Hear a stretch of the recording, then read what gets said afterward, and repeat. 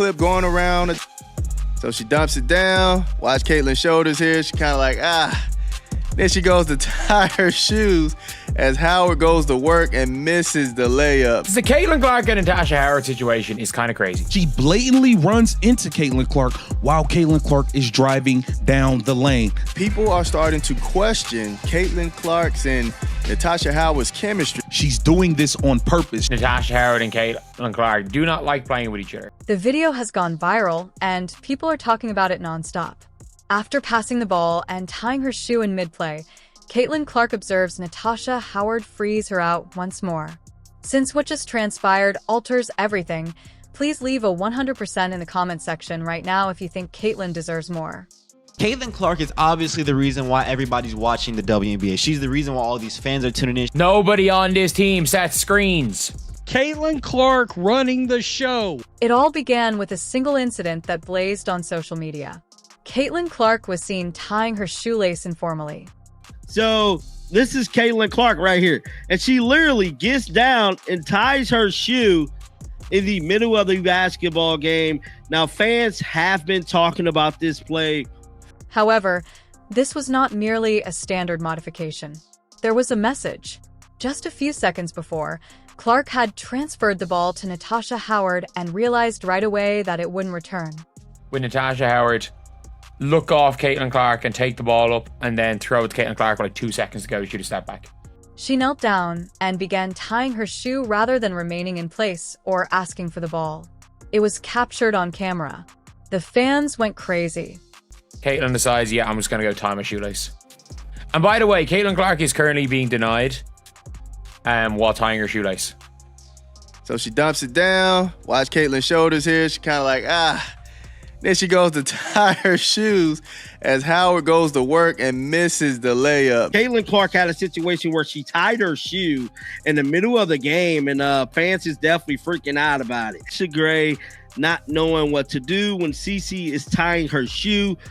Since this was not an accident, and it wasn't the first time, Howard went directly to the rim, ignoring Clark, failed to make the layup. Caitlin's body language was quite clear. A gaze, a slight shrug, and total emotional detachment. The play was not pursued by her. She didn't even make an effort to be open because she didn't need to. But Caitlin Clark literally passed the ball to Natasha Howard, knew she wasn't going to get it back. Something is wrong when your point guard freezes out like that. And it's not just that. In that same game, there were several clips of Howard ignoring her all the time, slowing the game to her pace, walking the ball up the floor, not running the fast break, and holding on to possessions. Weeks of stress were condensed into a few seconds when Caitlin tied her shoe. Natasha Howard just looks off Caitlin Clark. And Caitlin Clark, you can just see the reactions. And it's like, we got body language experts here, but I don't care. I don't care. If you get looked off, by the way, and you're trying to push the pace, you're there shrugging. So you've got Caitlin Clark there shrugging her shoulders like, what the hell? It was more than a meme. There was a message.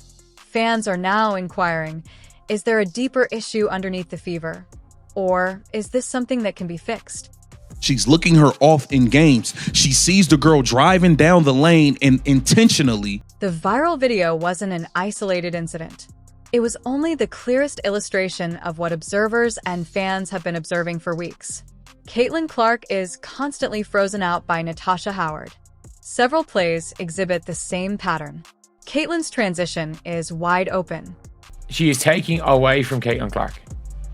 She is taking away from Caitlin. She is taking away from the speed. A 26-point Caitlin Clark is right there waiting on the outlet. Natasha Howard looks her off. Off, gesturing toward the exit. Howard dismisses her without hesitation.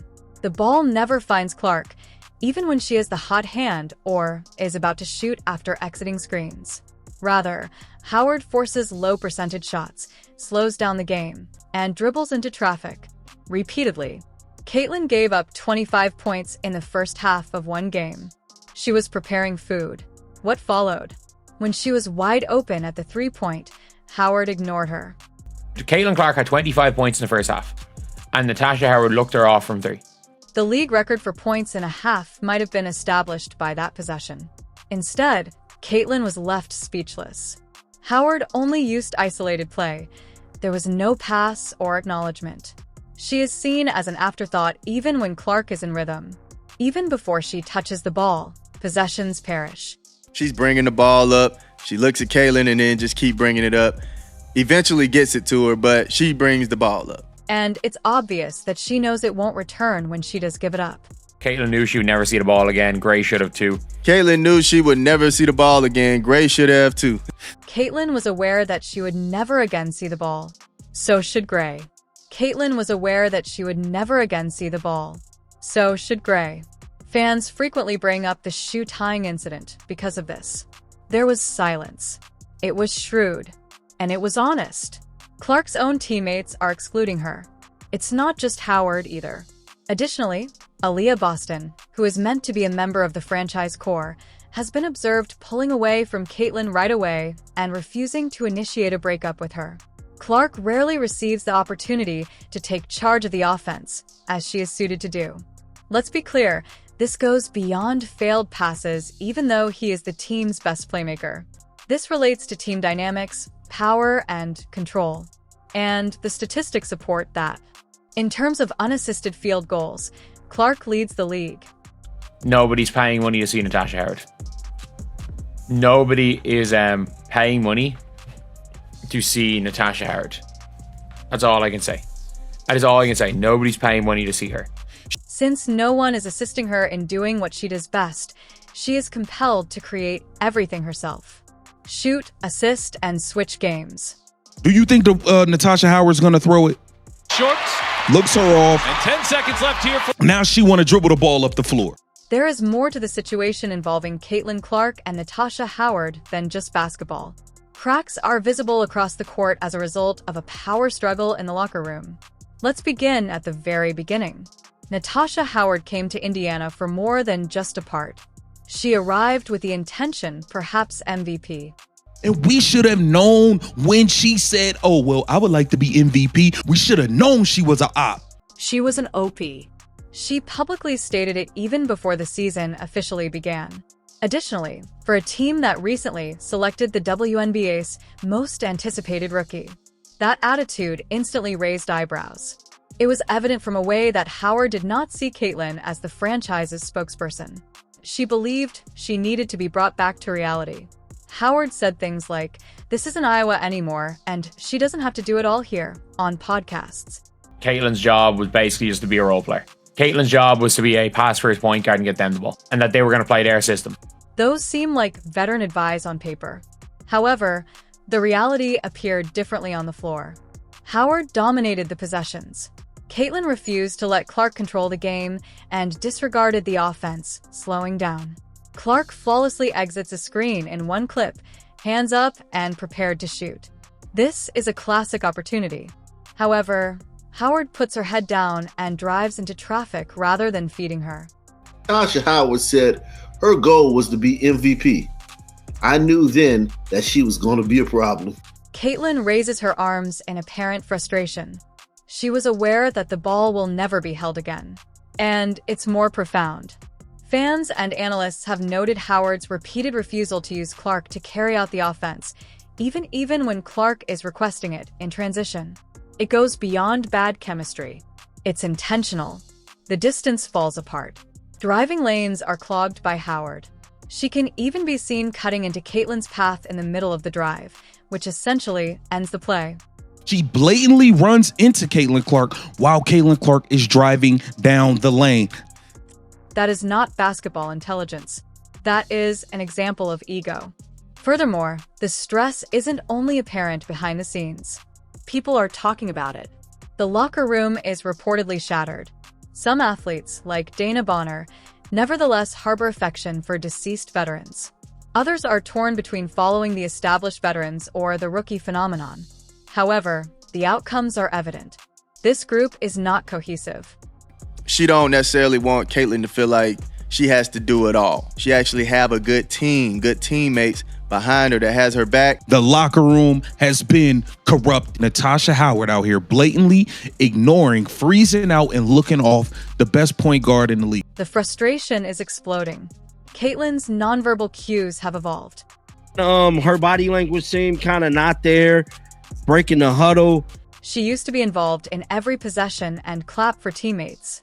Now, stillness and shrugs. There was more to the viral shoelace incident than just teasing.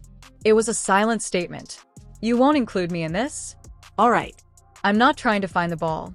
This is the part that hurts the most. The Fever performs better when Natasha Howard is seated. The offense is a natural progression. Caitlin accelerates the pace. The shooters open up. There's real motion. The ball doesn't perish by itself. Actually, the Fever had some of their best runs this season while Caitlin was leading the charge and Howard was on the bench. She's the Michael Jordan and Alyssa Smith, but she very much has the ego of Michael Jordan too. However, the coaching staff hasn't changed in some way. There is no accountability and no apparent hierarchy. This team is not built around Caitlin. When just like the start of the season, it was built around DeWanna Bonner. Now DeWanna Bonner is gone. And guess who's is built around now? Natasha Howard. And the issue is that Tweak the rotation a little bit. We want Caitlin Clark to bring the ball. every successful team follows a set of rules. The stars take the lead, and everyone else follows. However, in Indiana, a veteran is attempting to manage the situation while keeping out the one player who has the power to make all the difference. You came to what we were doing already, right? You're supposed to get in where you fit in. It's more than just poor basketball. The leadership is poor. Additionally, the Fever will continue to perform poorly until the front office intervenes to address it. Caitlin Clark has the ability to improve our team because she never makes mistakes. You're looking off our best player. You could have stayed where the hell you was at. However, she cannot succeed if her own teammate pushes her to the sidelines. I do want them in some possessions to find a way to get Caitlin Clark the ball back. Sometimes she come off the handoff and gets a wide open shot. What we just saw wasn't an isolated incident. It was the culmination of weeks of conflict. This franchise's future lies with Caitlin Clark. She is being regarded as a role player, though. Undercut, disregarded, and frozen out. Her leadership, vision, range, and special skill set should be the foundation of this team. Instead, winning basketball is being hampered by ego and misunderstanding. And the silence of the fans is over. Because this is the truth. The temperature rises when Caitlin takes the lead. Everything falls into place once she is permitted to carry out the offense. And if that means difficult changes in the future, then so be it. Keeping sentiments safe is not the aim. The goal is to create a culture of championship. Therefore, if you agree with Caitlin, perceive the true situation, and think that this squad can only succeed if it overcomes its obstacles, then speak up since this will make a big difference. All of the families showing love to the players for this year's All-Star game on X today, and Caitlin Clark family show love.